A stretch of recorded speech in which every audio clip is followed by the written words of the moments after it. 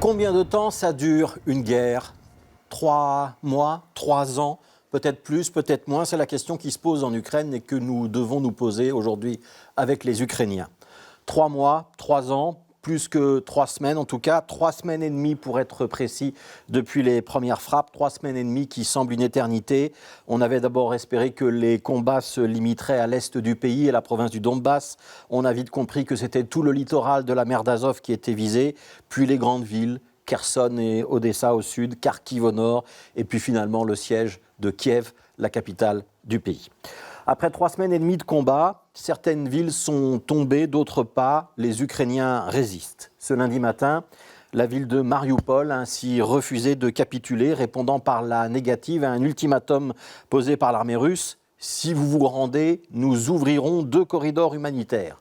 Le chantage a été rejeté et le pire est sans doute à venir à Mariupol. Les 2 derniers journalistes internationaux présents sur place, qui travaillaient pour l'agence Associated Press, ont d'ailleurs quitté la ville. Et une école d'art, à l'intérieur de laquelle se trouvaient 400 personnes, a été bombardée aujourd'hui. À Kiev, c'est un centre commercial qui a été visé par un obus hier soir, 8 morts. À Kherson, une manifestation de civils qui demandait aux soldats russes de rentrer chez eux a été dispersée à coups de grenades assourdissantes.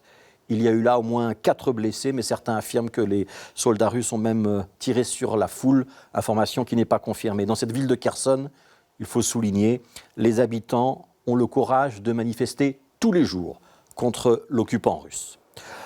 3 semaines et demie, que cela dure.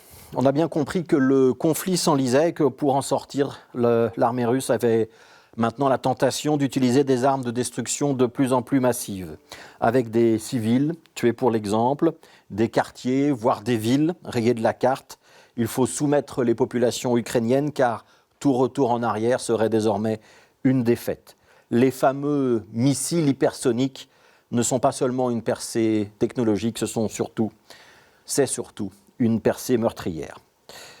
Alors pour nous, cette litanie de bombardements, de sièges de localités, de comptabilisation des victimes est d'une interminable lenteur. C'est comme si le temps s'était figé et que nous restions tétanisés, choqués, paralysés.